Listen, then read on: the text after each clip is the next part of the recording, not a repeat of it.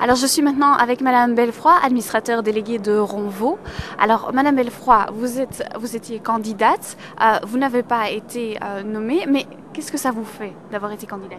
On était plus que candidat, on était finaliste. Donc on était 6 sur 450 entreprises, ai-je entendu. Donc c'était merveilleux, on a fait venir 160 collaborateurs, ou proches en tout cas de chez nous, plus plein de clients, quelques fournisseurs et banquiers, qui sont ceux qui contribuent à notre réussite, si on peut l'appeler comme ça. Donc c'était la cerise sur le gâteau, mais on n'est pas déçus. On est quand même très contents de se retrouver tous ensemble et profiter du moment présent. Alors être finaliste de l'entreprise de l'année 2007, qu'est-ce que ça va apporter pour votre entreprise? D'abord, je crois que ça contribue au niveau de notre marketing, au niveau de notre image. On se bat pour dire la performance est un état d'esprit. Et donc, ça fera porter notre message un peu plus loin. Quelque part, cette reconnaissance pour nos gens stimule aussi beaucoup l'innovation, la créativité, tout ce dont on nous a parlé.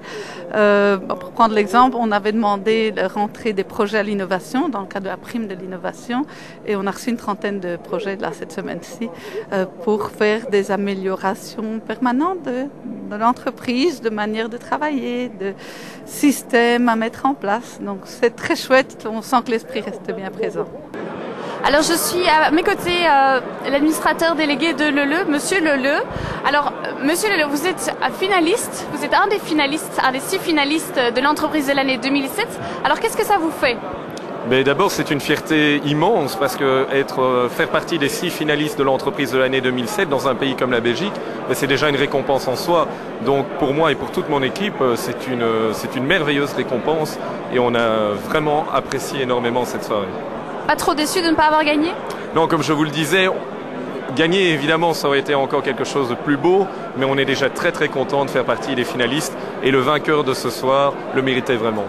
Alors qu'est-ce que ça va vous apporter dans votre entreprise d'être finaliste? Je crois que ça nous a déjà apporté beaucoup de choses, en ce sens que ça a renforcé la cohésion des équipes.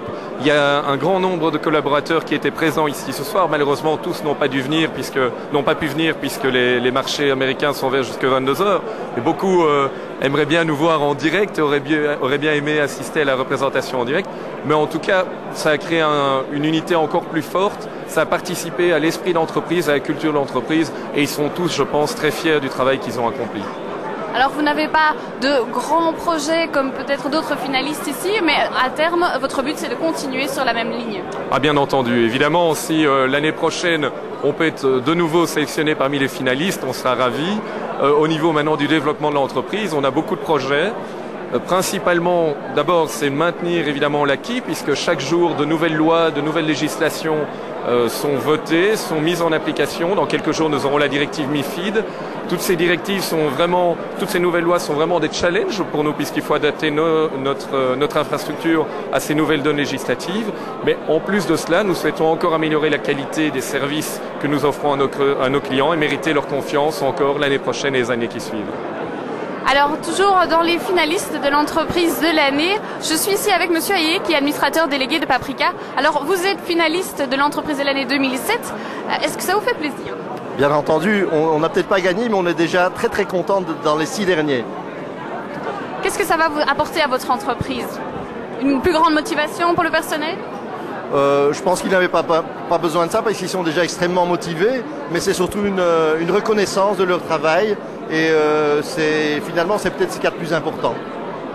Alors votre projet pour le futur, c'est d'ouvrir surtout plus de magasins?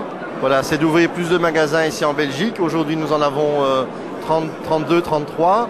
Le 33e vient d'ouvrir. Nous avons déjà 8 ouvertures prévues l'année prochaine et surtout nous envisageons de nous implanter à l'étranger.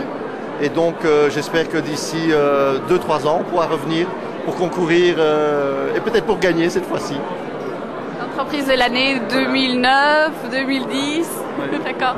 Est-ce que l'entreprise de l'année ici, le fait d'être finaliste, ça va vous aider à l'étranger pour votre image marketing? Certainement, parce que de toute façon, déjà être sélectionné dans ce type de concours permet de vous mettre en avant. On voit qu'on est sérieux, qu'on a... je dirais que c'est une gestion saine, c'est un produit innovant. Ce sont autant de facteurs qui font que par exemple les développeurs de centres commerciaux à l'étranger s'intéresseront peut-être à nous et nous permettront d'accéder plus facilement dans leurs centres. Alors voilà, à l'entreprise de l'année, nous avons à côté de nous Monsieur Père qui est administrateur délégué de Kiala. Alors Monsieur Père, vous êtes finaliste, qu'est-ce que ça vous apporte? D'abord, on est très fiers des finalistes parce qu'on est une très jeune société, donc c'était une grande surprise, une bonne surprise, et la concurrence était rude, donc on est très fiers d'être là. Ce que ça nous apporte, c'est de la notoriété, bien sûr, une grande satisfaction en interne aussi, motivation des employés qui sont très fiers d'avoir été sélectionnés parmi beaucoup d'autres entreprises sur des critères très sélectifs, très exigeants, et donc c'est une formidable source de motivation en interne aussi, bien sûr. Alors, est-ce que dans le futur, ça va vous aider à améliorer l'image de marque de Kiala? Est-ce que ça va vous aider à vous développer au niveau marketing? Oui, très certainement en Belgique en tout cas, ça va nous aider, d'autant plus qu'on cible maintenant de nouveaux clients et on continue de se développer ici en Belgique, donc c'est très utile bien entendu, très utile à, comme vous dites, à l'image de marque, à la notoriété, tout à fait, oui.